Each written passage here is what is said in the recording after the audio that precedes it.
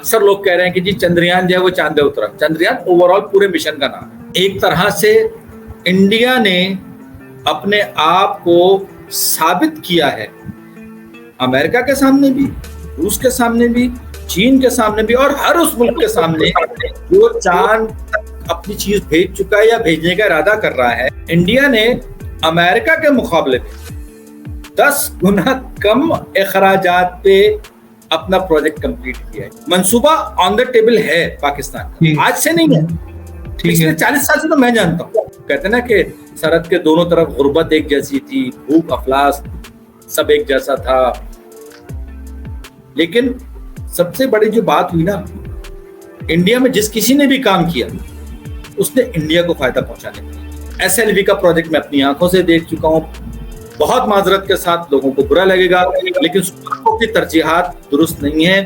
آپ کر سکتے ہیں, آپ کے پاس صلاحیت ہے, لیکن پرابلم یہ ہے آپ اپنی ترجیحات پہ تعین نہیں کر پائے. چندریان 3 کا پورے کا پورا مشن جو ہے وہ ایک F-16 سے بھی کم میں پڑ گیا ان کو.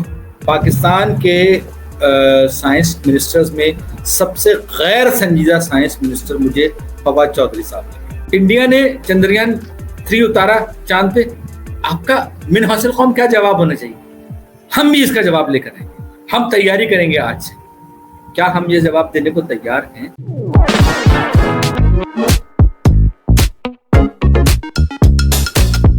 السلام علیکم ناظرین.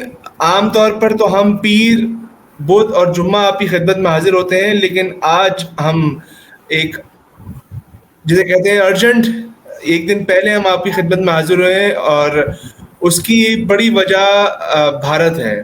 اب آپ سوچ ہوں گے یار بھارت اس میں کہاں سے آ گیا, تو جی خبر یہ ہے کہ بھارت چاند پر پہنچ گیا, اور وہ چوتھا ملک ہے دنیا کا جس نے یہ کارنامہ سر انجام دیا ہے. اب ظاہر ہے چونکہ ہمارا پڑوسی ہے, ہمارے ساتھ ایک ساتھ آزاد ہوا ہے, تو ہم نے سوچا کہ کیوں نہ اس پوری ایونٹ کو ہم جانیں, سمجھیں اور دیکھیں کہ کہیں یہ بھارت نے چونا تو نہیں لگایا, یا حقیقی طور پر وہ چاند پر پہنچ گیا, اور اگر وہ چاند پر پہنچ گیا ہے تو اب اس کی صحت اور ہماری صحت پہ کیا فرق پڑے گا. تو اس پورے معاملے کو سنجیدگی سے, آسان الفاظ سے سمجھنے کی ہم نے کوشش کی, اور اس کے لیے سائنسی صحافت اور سائنس کا جو جیسے کہتے ہیں منجھا ہوا نام, ہم نے آج ان سے درخواست کی, ہم نے ان سے التجا کی کہ اگر وہ کچھ وقت دے سکیں. تو علیم احمد صاحب ہمارے ساتھ ہیں. علیم صاحب کا تعارف جو ہے نا بہت طویل ہے, میں کوشش کروں گا مختصر آپ کے سامنے پیش کروں. علیم احمد نے کوئی 1987 میں اردو ماہنامہ سائنس میگزین سے سائنسی صحافت کا آغاز کیا, پھر 1991 میں اسی جریدے کے مدیر بھی مقرر ہوئے, پھر 93 سے 95 تک وہ ریڈیو پروگرام سائنس کلب سے وابستہ رہے, 97 میں سائنس ڈائجسٹ کے مدیر کی ذمہ داری سنبھالی, اور پھر 1998 میں ماہنامہ گلوبل سائنس شروع کیا جو 2016 تک جاری رہا. اس کے علاوہ آپ کی حالیہ تصنیف سائنسی صحافت ایک غیر نصابی عملی رہنما سے ہے, جو اردو زبان میں سائنسی صحافت کے موضوع پر پہلی کتاب ہے. اس کے علاوہ ایکسپریس اور ڈان جیسے اداروں سے وابستہ رہے, اور اب گزشتہ سال سے کوئی گفتگو پبلیکیشن کے ساتھ بطور ایگزیکٹو ایڈیٹر وابستہ ہے, اور اس ادارے کے تحت بالخصوص ٹیکنالوجی کے مختلف موضوعات پر شائع ہونے والی کتابوں کی ادارت بھی کرتے ہیں. علیم صاحب, یہ تو پورا تعارف ہی آپ کے پروگرام پر اگر ہم کریں تو وہ کم رہے گا. مجھے یہ بتائیے کہ یہ جو بھارت چاند پر پہنچا ہے اس کی کتنی سگنیفیکینس ہے؟ سب سے پہلے تو وعلیکم السلام, اور جتنے بھی ناظرین آپ کے یہ پروگرام دیکھ رہے ہیں آن لائن, ان سب کی خدمت میں السلام علیکم. خوش آمدید. اچھا, جہاں تک تعلق ہے اس بات کا کہ بھارت جو ہے وہ چاند پر پہنچ گیا اور اس بات کی اہمیت کیا ہے, آپ نے یہی بات پوچھی نا مجھ سے؟ جی جی بالکل. تو سب سے اہم بات یہ ہے کہ دیکھیے چاند پر پہنچنا الگ ہوتا ہے, چاند پر پہنچنا الگ ہوتا ہے. چاند پر اگر آپ کو پہنچنا ہے, میں سائنس کے نقطہ نگاہ سے بات کروں. جی جی بالکل. تو اچھا, میں آپ پوری بات کریں, میں اس سے پہلے آپ کو یہ کر دوں کہ مجھ سمیت ہمارے بہت سارے سننے والوں کو سائنس کی الف بے بھی نہیں پتا. ہم میں اس وجہ سے بہت نان ٹیکنیکل رہنے کی کوشش کروں گا. यस मतलब मेरी कोशिश ये होगी कि आप लोगों को एक आम फहम, आसान चीजें बता दी जाएं, और अगर आपको उसमें दिलचस्पी हो तो आप आगे जाके खुद उस फील्ड को एक्सप्लोर कर लें। साइंस और टेक्नोलॉजी के नुक्ते निगाह से अगर हम बात करें तो चांद तक पहुंचना कोई आसान काम नहीं है। इसमें बजाते खुद बहुत ज्यादा साइंस, बहुत सारी टेक्नोलॉजी, बल्कि मैं ये कहूँगा कि प्रिसीशन टेक्नोलॉजी इसमें इन्वॉल्व होती है। यानी कि आपको हर चीज़ बहुत ज़्यादा नपी तुली हुई और बहुत ज़्यादा दुरुस्त हालत में आपको अपने रिजल्ट्स चाहिए होते हैं कि कहाँ से लॉन्च होगा, कितने बजे।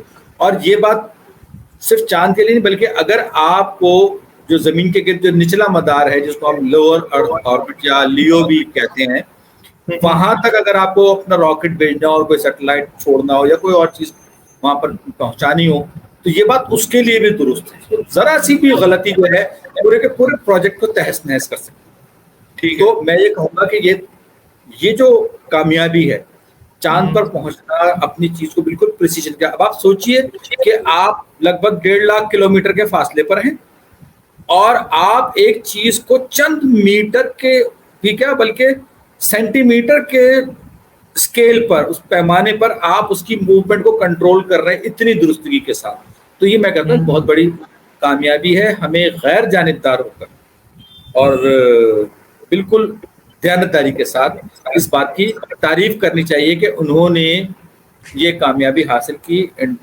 Indian space research organisation ISRO, जिसको लोग इसरो भी कहते हैं, उन्होंने वाकई एक बहुत बड़ी कामयाबी हासिल की। अब इसमें जो सूरत हाल है, जो कैफियत है, वो मैं आपको बता दूं कि यहाँ पर एक तो वो है जो आपको नजर आ रहा है, सही है, कि चंद्रयान मिशन लॉन्च होता है और अक्सर लोग कह रहे हैं कि जी चंद्रयान जो है वो चांद पे उतरा। चंद्रयान ओवरऑल पूरे मिशन का नाम है। बेसिकली यहाँ पर जो चीज उतरी है वो उतरी है, उनका विक्रम नाम का लैंडर है जो चांद पर उतरा है। और अभी उसके अंदर एक छोटी सी गाड़ी है, हमारे यहाँ जो 4 पहियों वाली गाड़ी होती है बच्चों की, उसमें बच्चे बैठते हैं, उससे थोड़ी सी ज्यादा शायद बड़ी होगी वो गाड़ी जो है, उसका नाम है प्रज्ञान। अभी उसको बाहर निकाला जाएगा और जमीन से बैठकर उसको कंट्रोल करेंगे। जैसे बच्चों की गाड़ी होती है ना, आप बच्चे खेल रहे होते हैं, आप सोचिए उस गाड़ी को 1.5 लाख किलोमीटर दूर से बैठकर कंट्रोल किया जाएगा ऐसी जमीन पर जहां इससे पहले इंसान की बनाई हुई कोई चीज नहीं होती। ठीक है, अब आप एक तो ये बात समझनी जरूरी है। अक्सर लोग पूरे मिशन को ही समझ रहे हैं कि चंद्रयान 3 जो है वो चांद पर उतरा, वो मिशन का एक पार्ट है, चंद्रयान ओवरऑल मिशन है। तो एक तो ये क्लैरिफिकेशन इस चीज की जरूरत है। दूसरी जो इंपॉर्टेंट बात जो मैं आपसे कह रहा था कि मैंने कहा प्रिसीशन साइंस और प्रिसीशन टेक्नोलॉजी का तस्करा मैंने आपसे किया। देखिए, प्रिसीशन टेक्नोलॉजी में सिर्फ चांद पर उतरना शामिल नहीं है, तो आखिरी मरहला है। इससे पहले आपके पास इस बात की सलाहियत होनी चाहिए कि आप मतलूबा मदार यानी कि आपका जो रिक्वायर्ड ऑर्बिट है उसमें आप अपनी उस चीज को पहुंचा सके और फिर वहां से कुछ मखसूस तरीके इख्तियार करते हुए, बूस्टर्स वगैरह होते हैं उनको इख्तियार करते हुए वो अपना आगे का सफर जारी रखें। तो ये बहुत अच्छा, इसमें आपकी यूं समझ लीजिए कि आपकी बहुत ही प्रिसाइज किस्म की फिजिक्स भी इन्वॉल्व है, इसमें आपकी टेक्नोलॉजी भी इन्वॉल्व है, इसमें बहुत सारी चीजें इन्वॉल्व हैं। सबसे पहला मरहला वो है SLV का, स्पेस लॉन्च व्हीकल का। इंडिया ने स्पेस लॉन्च व्हीकल बनाए, सिर्फ एक नहीं, मुख्तलिफ टाइप के आजकल उनके पास हैं, उनको उन्होंने कामयाबी से लॉन्च किया। उन्होंने अपने जो उनके जो ऑर्बिटर और लैंडर था, उसका जो पूरा जो मॉड्यूल था, उसको इन्होंने जो है वो उससे रिलीज करवाया और पूरे के पूरे उससे चक्कर लगाया चंद्रयान के पूरे प्रोजेक्ट के तहत। फिर आहिस्ता आहिस्ता करके उसका जो मदार है वो कम होता गया, यहाँ तक कि वो एक मखसूस जगह पे चांद के गिर्द पहुंच के उसने चक्कर लगाने शुरू कर दिए। और फिर जो ऑर्बिटर है जो कि खला में गर्दिश कर रहा है, उसके साथ जो लैंडर लगा हुआ था विक्रम, वो अलग हो, खास वक्त पे अलग हो। ये सारी की सारी चीजें जो है ना, ये हर चीज अपनी अपनी जगह पर अहमियत रखती है। और एक तरह से इंडिया ने اپنے آپ کو ثابت کیا ہے امریکہ کے سامنے بھی, روس کے سامنے بھی, چین کے سامنے بھی, اور ہر اس ملک کے سامنے جو چاند تک اپنی چیز بھیج چکا ہے یا بھیجنے کا ارادہ کر رہا ہے کہ دیکھو ہم میں یہ قابلیت ہے, ہم وہ سب کچھ کر سکتے ہیں جو تم کر سکتے ہو یا جو تم کرنے کا ارادہ رکھتے ہو. اچھا علیم صاحب, یہ بات میں پڑھ بھی رہا تھا اور سن بھی رہا تھا کہ کہا جا رہا ہے کہ بھارت چاند کے ساؤتھ پول میں پہنچنے والا پہلا ملک ہے جہاں, اور وہ کہہ رہے ہیں کہ یہ وہی حصہ ہے جہاں شاید پانی بھی ہے. یہ کیا معاملہ ہے؟ ساؤتھ پول بھی اور پانی کی اویلیبلٹی کا بھی معاملہ. دیکھیے اس میں ایک چیز کہلاتی ہے جس کو ہم عام طور پہ dark side of the moon English میں کہتے ہیں, کچھ لوگ فار سائڈ آف دا مون بھی کہتے ہیں. چاند جو ہے وہ زمین کے گرد اس انداز سے چکر لگا رہا ہے کہ اس کا ایک رخ ہمیشہ ہماری طرف رہتا ہے, ہم اس کو ٹائیڈل لاک کہتے ہیں. تو چاند اور زمین کا آپس میں جو گردش کا تعلق ہے وہ ٹائیڈل لاک والا ہے. اور یہ جو باقی 3 ممالک پہنچے یہ اس حصے میں پہنچے ہیں, کچھ جو ہے جس ہمارا جو برائٹ سائڈ آف دا مون جو ہماری طرف والی سائڈ ہے اس پہ پہنچے, اور وہ جو میں نے کہا تھا کہ ہمارا ایک رخ جو ہمیشہ ہماری طرف رہتا ہے ہم اس کو برائٹ سائڈ کہتے ہیں, وہ روشن چہرہ جو ہمیں نظر آتا ہے. اور ایک وہ سائڈ ہے چاند کی جو مخالف طرف ہے جو ہمیں بالکل بھی نظر نہیں آتی, ہمارے سامنے کبھی نہیں آتی, اس کو ہم ڈارک سائڈ کہتے ہیں جو فار سائڈ بھی کہلاتی ہے. ٹھیک ہے. تو یہ جو چاند کا جو ساؤتھ پول ہے یہ دراصل جنوب ہے چاند کا جسے ہم جنوب کہتے ہیں, اور یہ وہ حصہ ہے جو ڈارک سائڈ پہ ہے, یعنی کہ یہ ہمارے یہاں سے نظر نہیں آتا. زمین سے اگر آپ دیکھیں گے نا تو چاند کی وہ ڈارک سائڈ نظر نہیں آئے گی, ساؤتھ پول چاند کا نظر نہیں آئے گا. ٹھیک ہے. تو آپ سوچیے کہ آپ لگ بھگ 1.5 لاکھ کلومیٹر کا فاصلہ ہے, آپ نے جو کچھ بھیجا ہے وہ آپ کو نظر بھی نہیں آ رہا, اور آپ کو ایک ایسی جگہ پہ اتارنا ہے کہ جو آپ کی نظروں سے اوجھل ہے, صرف آپ کے انسٹرومنٹس جو ہے وہ اس تک کے جو ہے ٹرانسمیشن کر رہے ہیں, وہاں سے سگنلز وغیرہ بھیج رہے ہیں, سب کچھ ہو رہا ہے. تو یہ بڑی اچھی چیز ہے. اور ہاں جہاں تک آپ نے جو سوال کیا کہ جو نارتھ ساؤتھ پول والی جو بات ہے, ساؤتھ پول اصل میں ایک یہ ایسا خطہ ہے کہ یہاں پر پورے سال کے دوران جو دھوپ ہے یا سورج کی روشنی ہے وہ بہت کم پہنچتی ہے, ڈائریکٹ بہت کم پڑتی ہے, تو یہ بہت ٹھنڈا رہتا ہے. تو ابھی ماضی میں اتنے اس پہ جو ریسرچ وغیرہ ہوئی ہے اس سے اس بات کا امکان سامنے آیا ہے کہ اس علاقے میں اس جگہ پر ممکنہ طور پر پانی ہو سکتا ہے, لیکن نمبر 1 ممکنہ طور پر وہ سرفیس کے نیچے ہوگا. ٹھیک ہے. یعنی کہ سطح کے نیچے ہوگا چاند کی. نمبر 2 برف کی شکل میں. اب اکثر لوگ یہ سمجھتے ہیں کہ شاید چاند پہ پانی کی ندیاں بہ رہے ہوں گے, ایسا کچھ نہیں ہے. زمین کے مقابلے میں چاند پر پانی بہت بہت بہت کم ہے. لیکن آپ یہ سوچئے کہ اگر بالفرض آج سے 100 سال بعد 50 سال بعد کتنے سال بعد نہیں, ہمارے جیتے جی ہمارے مرنے کے بعد انسان یہ منصوبہ بناتا ہے کہ جی مجھے چاند پر انسانی بستیاں بسانی ہیں, مجھے اپنی بستیاں چاند پر بھی بسانی ہے. تو ایسے میں یہ جو علاقہ ہے ساؤتھ ہے, ساؤتھ پول, یا ایسا کوئی علاقہ جہاں پر بے شک انڈر گراؤنڈ پانی ہو لیکن اس ٹیکنالوجی کی مدد سے اس کو باہر نکالا جائے, تو زمین سے پانی لانے کے مقابلے میں چاند کے وہاں سے بے شک محدود, بہت محدود ہو, لیکن معمولی ضروریات کے لیے پورا کرنے کے لیے یا روزمرہ کی ضروریات پورا کرنے کے لیے وہ پانی نکالنا نسبتاً کم خرچ ہوگا. اچھا اب بھارت پہنچ تو گیا علیم سے, ٹھیک ہے, اب بھارت پہنچ تو گیا, اب اس کیا بینیفٹس ہے اس کو کہ وہ جو حاصل کر سکتا ہے؟ دیکھیے ایک بینیفٹ تو یہ ہے کہ انہوں نے ٹیکنالوجیکلی اپنی برتری ثابت کر دی ہے. ٹھیک ہے, آپ سمجھ رہے ہیں میری بات. ویسے تو یہ ہے کہ وہ بہت سارے دوسرے میدانوں میں ٹیکنالوجی کے حوالے سے اپنی برتری ثابت کر چکے ہیں, جیسے کہ مثال کے طور پہ آپ کے علم میں ہو یا نہ ہو کہ ونڈوز 95 کا جتنے جو تیاری کا کام ہوا تھا وہ انڈیا میں ہوا تھا. انڈیا جو ہے وہ اس وقت سیکنڈ سلیکن ویلی کہلاتا ہے. بنگلور بھی ہے اور حیدرآباد دکن دونوں کے دونوں جگہیں آئی ٹی کا بہت بڑا مرکز ہے. دنیا میں I T related free lancers کا جو کام ہے غالباً سب سے زیادہ انڈیا میں کیا جا رہا ہے, امریکہ کے. بہت ساری چیزوں میں وہ اپنا لوہا منوا چکے ہیں. یہاں تک کہ میں ابھی اتفاق سے آج ہی پڑھ رہا تھا, ایک خاتون ہے, ان کا نام ہے آرتی پربھارکر. وہ میں ان کو بہت عرصے سے مطلب ان کے نام سے بھی واقف ہوں, ان کی تحریریں بھی پڑھتا رہا ہوں. تو آرتی پربھارکر سن 1993 میں national institute of standards and technology کی پہلی سربراہ بنی تھی.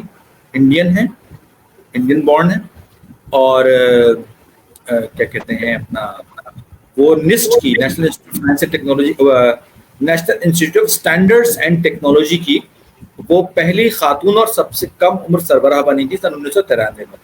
آج کی تاریخ میں وہ امریکن پریزیڈنٹ جو بائیڈن کی کیا کہتے ہیں advisor to science and technology, وہ بھی تو انڈیا بہت سارے محاذوں پر اپنی برتری ثابت کر چکا ہے دنیا پر, میں صرف ہمیں دکھانے کے لیے نہیں, وہ دنیا کے سامنے.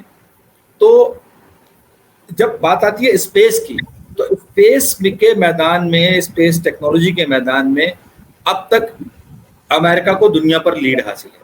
بڑے بڑے کچھ ہے انڈیا نے جو کر کے دکھایا ہے. اب میں آپ کو بتاؤں, انڈیا نے امریکہ کے مقابلے میں 10 گنا کم اخراجات پہ اپنا پروجیکٹ کمپلیٹ کیا. یعنی کہ اگر امریکہ میں ناسا والے یہ پروجیکٹ کرتے تو اب انڈیا کے مقابلے میں وہ کم از کم 10 گنا زیادہ خرچہ کرتا. پتہ نہیں آپ کو یاد ہو یا نہ ہو, بہت سال کچھ سال پہلے انڈیا کا ایک مشن پہنچا تھا مریخ پہ, منگلیان. تو اس سے کچھ سال پہلے یا کچھ مہینے پہلے امریکہ کا بھی ایک اسپیس مشن پروب پہنچا تھا, مجھے اس کا نام یاد نہیں آ رہا. تو کچھ لوگوں نے اس کا کمپیریزن کیا تھا اس وقت. تو اس وقت بھی یہ تھا کہ غالباً منگلیان کے جو اخراجات تھے وہ امریکن پروب کے مقابلے میں کچھ نہیں تو 8 گنا کم تھے.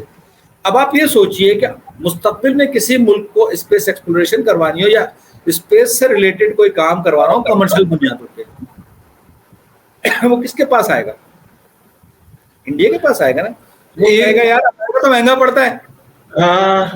اچھا, اسی لینا چاہوں گا, ایلان مسک صاحب نے انڈیا میں انویسٹمنٹ شروع کر دی ہے. ان کا ادارہ ہے اسپیس ایکس کے نام سے. یس, آپ شاید نام سنا ہوگا. دو ہی ادارے کام کریں, ایک ناسا ہے, اسپیس ایکس ہے. اچھا, اسپیس ایکس کا جو پروجیکٹ ہے وہ ہے کہ ایسے خلائی راکٹ استعمال کیے جائیں جن کو ایک مرتبہ خلا میں بھیجنے کے بعد, مدار میں بھیجنے کے بعد وہ واپس زمین پر اتر آئے اور ان کو دوبارہ استعمال کیا جائے. ان کو ہم ری یوزیبل اسپیس راکٹس کہتے ہیں یا ری یوزیبل اسپیس لانچ وہیکلس کہتے ہیں. اب آپ سوچئے کہ اگر ری یوزیبل SLVs کا پروجیکٹ مسک صاحب اٹھا کے انڈیا میں لے آتے تو انڈیا کو کتنا فائدہ ہو, کتنے, ظاہری بات ہے وہ بلینز آف ڈالرز کی انویسٹمنٹ لے کر آئے. اس سے علاوہ بہت ساری چیزیں, یہ تو میں نے آپ کو, کیونکہ آپ نے مجھ سے کہا تھا ایک عام بندے کے لیے جس کو نہیں پتا, تو ہمارے یہاں کیونکہ ہر چیز کو پیسوں میں تولا جاتا ہے, تو آپ یقین مانیے کہ آنے والے انڈیا کو hundreds of billions of dollars کا فائدہ ہونے جا رہا ہے اس ایک کامیابی کے. میں ابھی یہ جو کہہ رہا تھا, میں اسی سے جڑے 2 سوالات کرنے جاؤں گا. ایک تو یہ کہ یہ انڈیا سے امریکہ سے 10 گنا کم پہ کیسے ہوا, اور اگر میں آپ سے آسان الفاظ میں پوچھوں کہ مثال کے طور پہ کل کو پاکستان کے پاس یہ ٹیکنالوجی آ جاتی ہے, پاکستان کے حوالے سے بتائیے کتنے پیسوں کی ضرورت ہوگی پاکستان کو؟ دیکھیے ٹیکنالوجی کے 3 اصول ہیں حاصل کرنے کے. ٹھیک ہے, بیک, بورو اور اسٹیل. ٹھیک ہے, یا تو خریدو کسی سے, یا تو بھکاریوں کی طرح مانگو, یا پھر چوری کرو. دنیا بھر میں چلتا. ٹھیک ہے. اچھا, ہمیں جس چیز پر کام کرنے کی ضرورت ہے, اگر آپ باہر سے لیں گے, یاد رکھیے گا دنیا کا کوئی بھی ملک مکمل ٹیکنالوجی ٹرانسفر نہیں کرتا. وہ آپ کو صرف اور صرف وہی ٹیکنالوجی دیتا ہے جو اس کے اپنے یہاں پر آبسولیٹ ہو چکی ہے, یعنی پرانی ہو چکی ہے. صحیح ہے, یہ دنیا کا دستور ہے. ظاہری بات ہے کوئی بھی ملک اپنے آپ کو خلاص نہیں کرنا چاہے گا کہ اپنی کٹنگ ایج ٹیکنالوجی اٹھا کے سارے بلو پرنٹس اور پوری کی پوری اٹھا کے آپ کو ٹرانسفر کر دے. ٹھیک ہے, تو اس کے لیے آپ کو خود کو قابل بنانا پڑے گا. صحیح ہے. ہوتا یہ ہے کہ سائنس اور ٹیکنالوجی کی بنیادیں ایک ہی ہیں. اچھی بات یہ قوانین قدرت کا نام ہے سائنس. اصل آپ قوانین فطرت کو سمجھنے کی کوشش کرتے ہیں اور ٹیکنالوجی کے ذریعے آپ ان کو امپلیمنٹ کرنے کی، ان کا اطلاق کرنے کی کوشش کرتے ہیں. صحیح ہے. تو انڈیا نے کیا کیا؟ انڈیا نے یہ کیا کہ وہ ساری کی ساری چیزیں، کیونکہ اسپیس چاند تک پہنچنے کے پیچھے جو سائنس ہے یا اس کی جو ٹیکنالوجی، وہ کوئی ایٹم بم بنانے کی ٹیکنالوجی نہیں ہے. اور یہ بھی میں آپ کو بتا دوں کہ ایٹم بم بنانے کی جو پیچھے جو فزکس ہے، ایٹم بم کی فزکس وہی ہے جو ایٹمی بجلی گھر کی بیسک فزکس ہے. فرق آ جاتا ہے ٹیکنالوجی میں.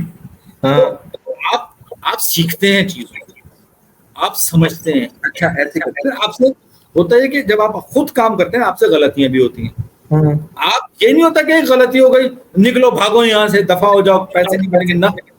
آپ کو پتا ہوتا ہے کہ یار یہ جو ایسا ہے کہ اس میں ہم سے غلطیاں ہوں گی. یہی وجہ ہے کہ 2019 میں جب چندریان 2 مشن ناکام ہوا تھا تو ایسا نہیں تھا کہ انڈیا والے ہاتھ پہ ہاتھ دھر کے بیٹھ گئے یا لوگوں نے ان کو گالیاں بکی، برا بھلا کہا.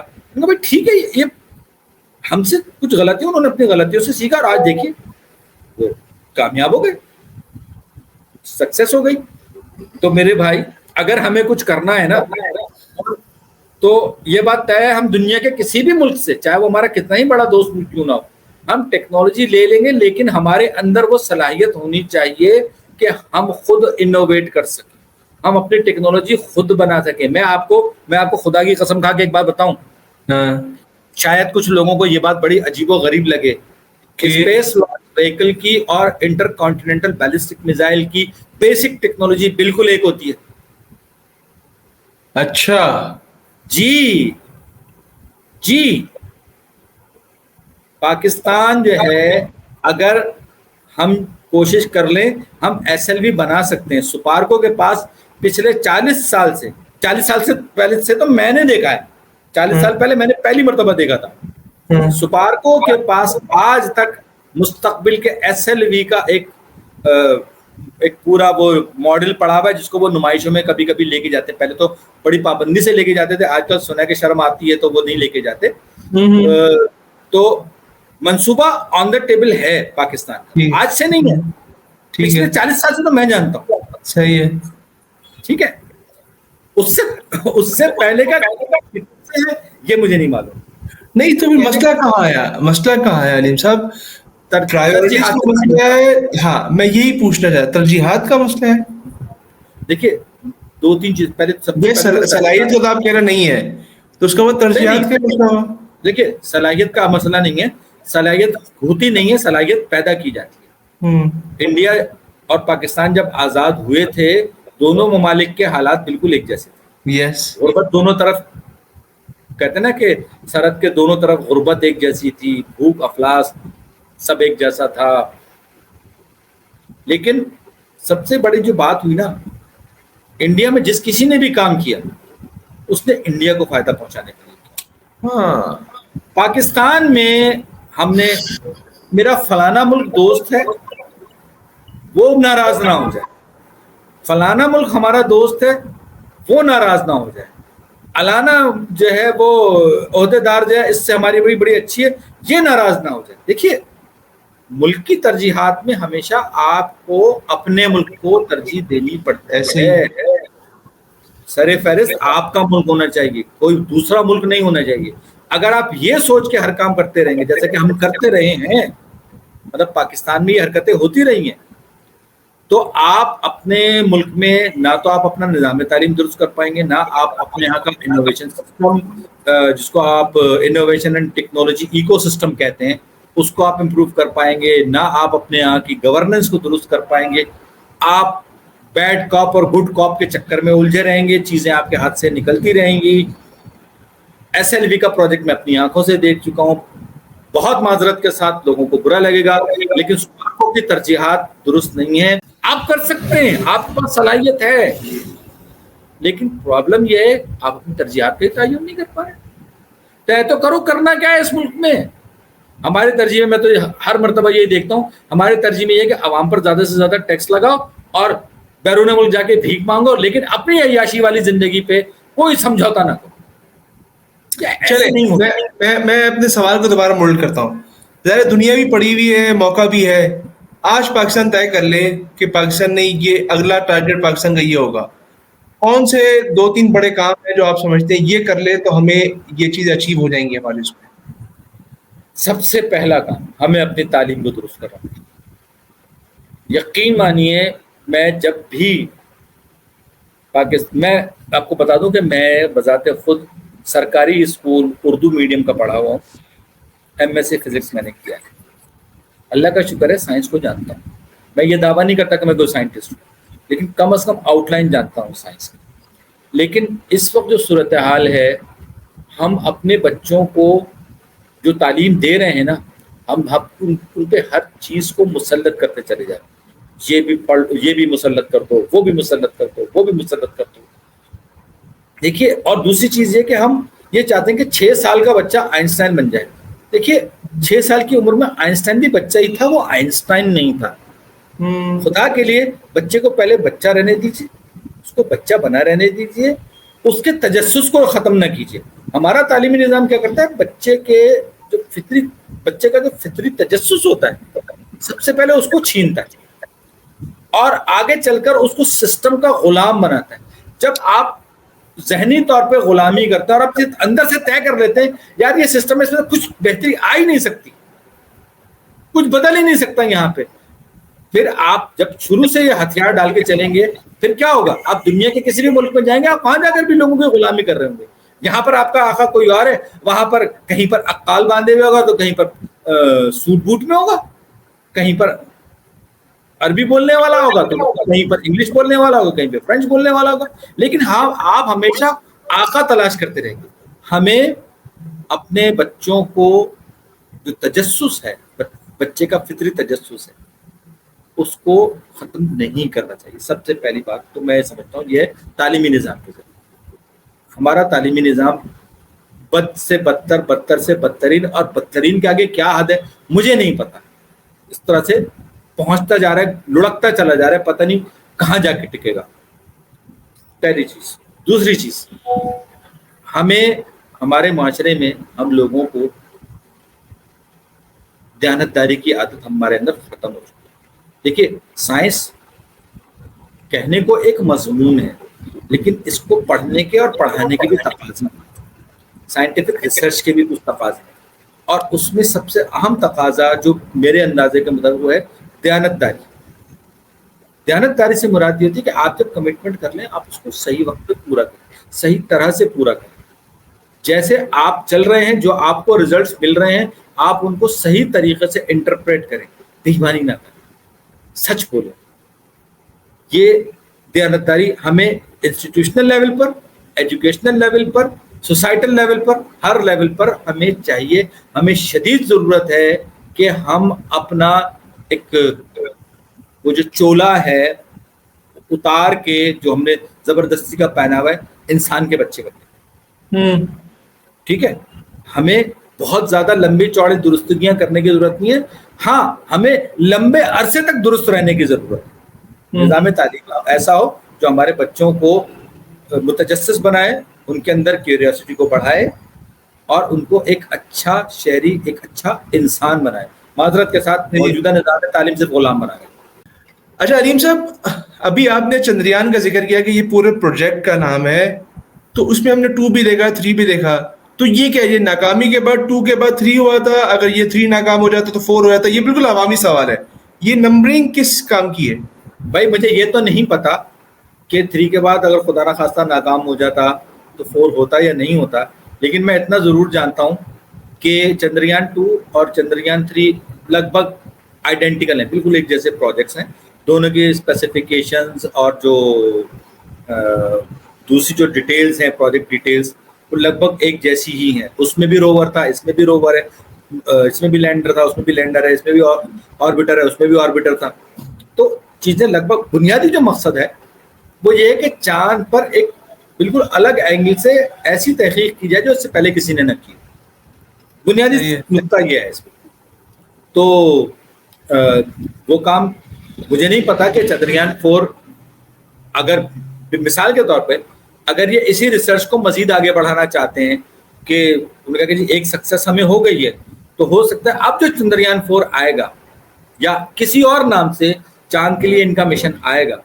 تو میرا جہاں تک اندازہ ہے اس کے جو پروجیکٹ اسپیسیفکیشنز جو ہیں, جو منصوبے کی جو جزیات ہیں, وہ چندریان 3 اور چندریان 2 کے مقابلے میں خاصی بہتر ہوں گی, خاصی تفصیلی ہوں گی. ظاہری بات ہے ایک جگہ پہ آپ اتار چکے تو اب اس سے ہٹ کے کسی اور جگہ اتاریں گے, اور اس میں ہو سکتا ہے کہ جو آلات ہوں وہ اس سے زیادہ بہتر ہوں, اور بہت ممکن ہے کہ وہ منصوبہ انٹرنیشنل کولیبوریشن کے تھرو کیا جائے. ابھی تو انڈیا نے اپنا یہ پورا کا پورا جو پروجیکٹ ہے, میں کہیں پڑھ رہا تھا, چندریان 3 کا جو پروجیکٹ ہے اس کی جو ٹوٹل کاسٹ ہے وہ 9 کروڑ امریکن ڈالر کے برابر.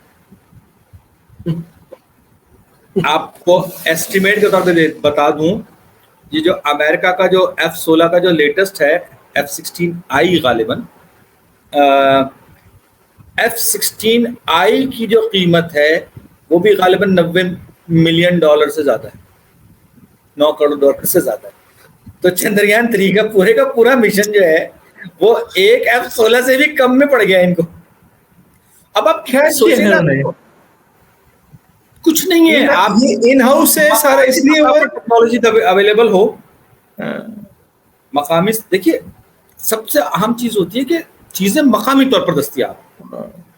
میں اگر ان ہاؤس ساری چیزیں ہو رہی ہوں, جی میں اگر آپ مجھ سے بات کریں گے, میں جب پھٹ پڑوں گا نا پھر میں آپ کو بتاؤں گا کہ ہمارے یہاں مقامی طور پر جو کچھ بنانے کی کوششیں کی گئی تھیں ان کوششوں کو کس طریقے سے ناکام کیا گیا تھا, ان منصوبوں کو, ان اداروں کو کس طرح سے تباہ کیا گیا ہے ہمارے ملک میں. تو اس لیے میں صرف تقاضا کر کے چھوڑ رہا ہوں کہ بھائی خدا کے لیے مقامی چیزوں پر, لوکلی مینوفیکچرڈ, لوکلی ڈیولپڈ چیزوں پر کام کیجیے. اچھا چلے, ریاست اور اداروں کی طرف سے اگر کچھ غیر سنجیدگی ہے یا ایشو ہے یہ تو اپنی جگہ موجود ہے, ظاہر ہے یہ ٹھیک بھی ہو سکتی ہے نا, لیکن میں بطور قوم آپ سے ذکر کروں گا. ابھی چندریان 2 ناکام ہوا تو ہم نے بڑے میمز بنائے, بڑا مذاق اڑایا انڈیا کا کہ یار یہ جائیں گے چاند پر. آج 4 سال بعد انڈیا چاند پر پہنچ چکا ہے, تو اب بھی ہم میمز بنا رہے ہیں مگر دوسرے انداز میں بنا رہے ہیں. یہ ہماری سنجیدگی کا بھی ایک معاملہ ہے کہ ہم کب سنجیدہ ہو کے سوچیں گے نہیں یار. وہ ایک تو ہوتا ہے نا, کچھ لوگ ہوتے ہیں کہ اپنی کامیابی سے خوش ہوتے ہیں, کچھ لوگ بولتے ہیں کامیاب تو ہونا نہیں, دوسرے کی ناکامی کو جو ہے نا کپڑے اتارو. ہمارا یہ تاثر, ہماری عادت کب ختم ہوگی؟ بھائی معذرت کے ساتھ یہ تو اللہ کے فیصلے ہیں, کیونکہ ہم تو اپنے آپ کو بدلنے کے لیے تیار نہیں ہیں. آپ مجھے ایک بات بتائیے, آپ تو انڈیا اور پاکستان کی بات کر رہے ہیں نا, یا یہ بتاؤ کہ ہم پاکستانی من حیث القوم, اگر ہم میں سے کوئی ایک پاکستانی کامیاب ہو جاتا ہے, شہرت حاصل کرتا ہے, اچھا نام بناتا ہے دنیا میں, ہم اس کے ساتھ کیا کرتے ہیں؟ بالکل ایسے ہی, بالکل ایسے ہی. کیا ہم اس کی ٹانگ نہیں کھینچتے؟ آپ بار بار چندریان کی بات نہ کیجیے. ہم تو اپنے لوگوں کو نہیں بخشتے, ہم صرف میم نہیں مناتے, ہم اپنے لوگوں پہ جھوٹی باتیں کرتے ہیں, بہتان تراشی کرتے ہیں, اور اس وثوق کے ساتھ کرتے ہیں کہ جیسے کہ یہی سب سے بڑا سچ ہے. ہم تو ہر ایک تو ہم میم بنانے میں بڑے ایکسپرٹ ہو گئے, ہم یہ سوچتے نہیں ہیں کہ ہمارے میم سے کسی کو کوئی تکلیف پہنچے گی نہیں پہنچے گی, کیا اس کی کوئی اخلاقی ویلیو ہے نہیں ہے, یہ کس طرح کا ہوگا. دوسری چیز, ہمیں گالن گلوچ بہت پسند ہے, بےہودہ گفتگو کرنا, بے مقصد گفتگو کرنا اور گمراہ کن معلومات دینا. ایسے ہی وہ پہنچ گئے وہاں پہ چاند پہ, آپ ان کو مبارکباد دیجیے, ایک سوفسٹیکیٹڈ, ایک شائستہ قوم کا ہونے کا ثبوت دیجیے.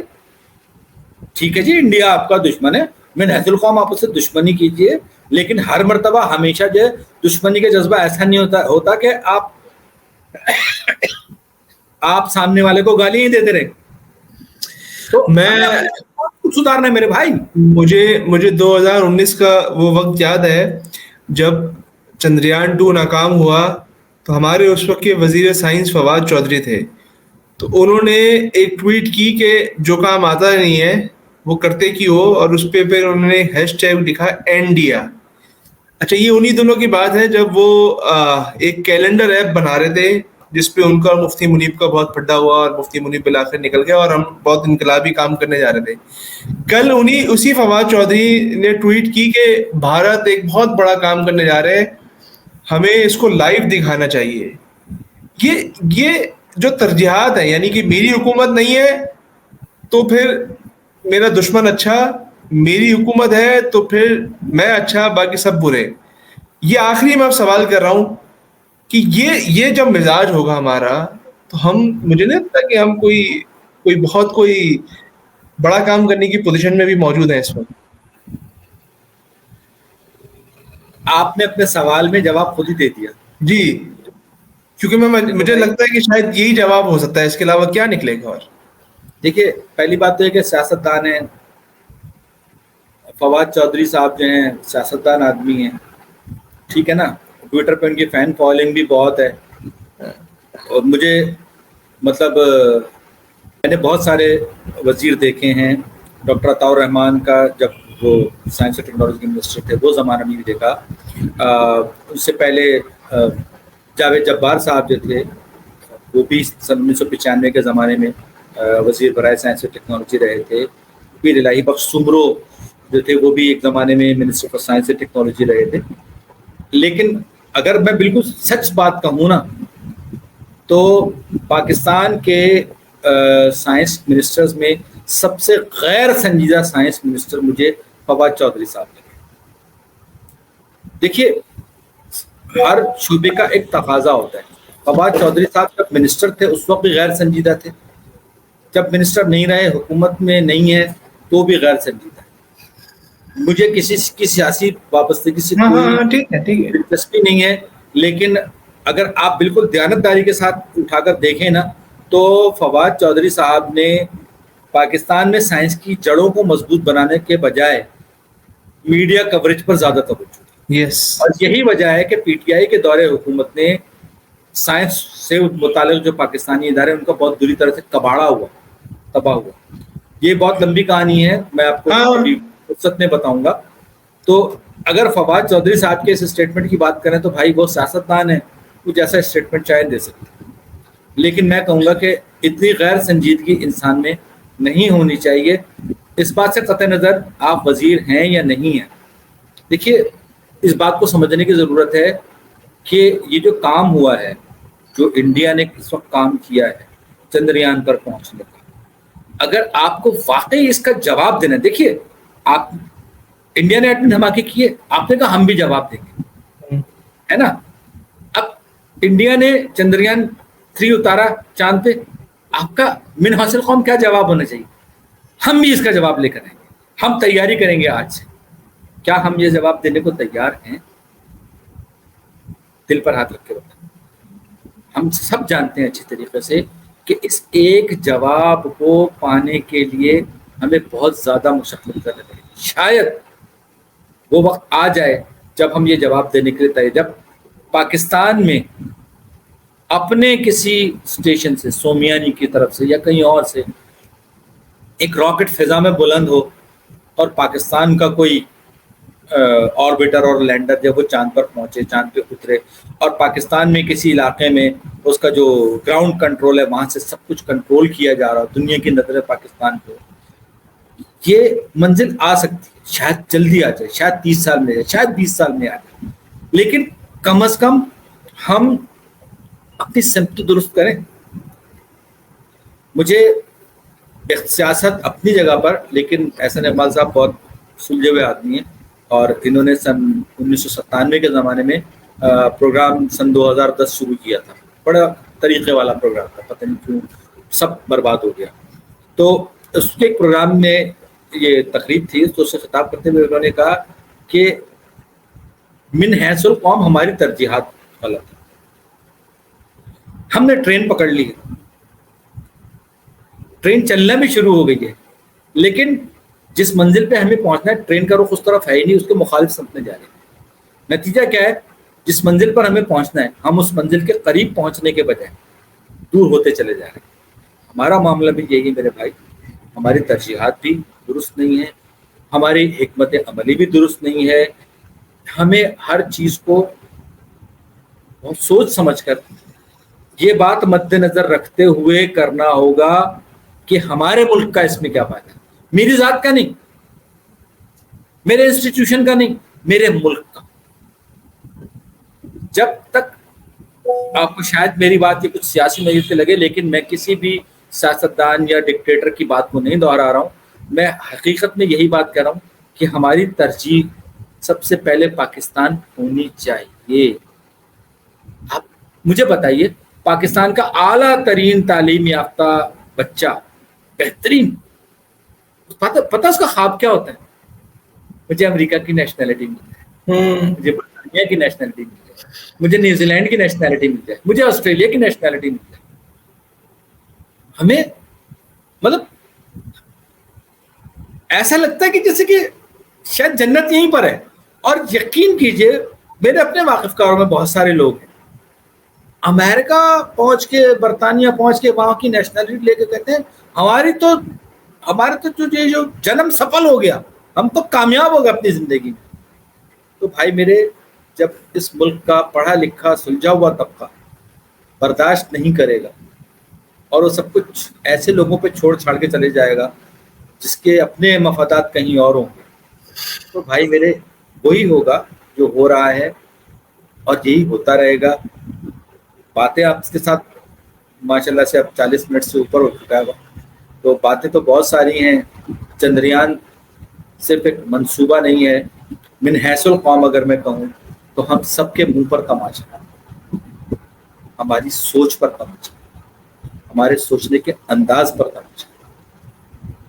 یہ ایک طرح سے تازیانہ عبرت ہے جو قدرت کی طرف سے ہمیں پڑا ہے. اللہ تعالیٰ بھی ہمیں یہ بتانے کی کوشش کر رہا ہے کہ دیکھو تم سدھر جاؤ، ورنہ کیا پتا تمہارا آنے والے وقتوں میں اس سے بھی برا حال ہو جس پر تم کو. سمجھنے والا ہے سمجھ جائے، نہیں سمجھنے والا ساری زندگی کوشش کرتے رہیں گے، نہیں سمجھے گا. اب میں اگر آپ مجھ سے پوچھیں گے نا تو میں یہ کہوں گا کہ بھائی پاکستان کا ہم لوگوں کا معاملہ یہ ہے کہ انڈیا چاند پہ پہنچ گیا اور ہمارے دماغ ساتویں آسمان پہ. پہلے ہمیں اپنے دماغوں کو زمین پہ لانا پڑے گا، گراؤنڈ ریالٹیز کو سمجھنا پڑے گا، وہ خاک نشینی اختیار کرتے ہوئے بلند خیالی پہ عمل کرنا، سوچ سمجھ. نٹس اینڈ بولٹس بہت سارے ہیں، بہت لمبی تقریریں کر سکتا ہوں، مجھے بھی بولنے کا بہت زیادہ شوق ہے. پتہ نہیں لوگ آپ کا اتنا لمبی تقریر سن پائیں یا نہیں سن پائیں. میں نے تو جو جواب دینا تھا میں نے دے دیا. میرا خیال ہے کہ اس سے مزید بات کچھ کرنے کے لیے رہ نہیں گیا ہے. ہم دعا ہی کر سکتے ہیں، کوشش کر سکتے ہیں کہ جہاں ہم آج پہنچے ہیں اس سے واپسی کا سفر شروع کریں اور جتنا بہتر کر سکتے ہیں اپنے ملک کے لیے، اپنے لیے وہ کریں. علیم صاحب، آپ کا وقت دینے کے لیے بہت شکریہ، اور جتنی آسانی کے ساتھ، جتنی تفصیلی انداز میں آپ نے سمجھایا، میرا نہیں خیال کہ ہم اس کے علاوہ اس پورے معاملے کو سمجھ سکتے تھے. آپ سے پھر انشاءاللہ کوشش کریں گے کسی اور معاملے کے ساتھ دوبارہ پروگرام کریں. آپ کی آمد کا بہت شکریہ علیم صاحب. اوکے بھائی، بہت بہت شکریہ. اللہ حافظ. اللہ حافظ.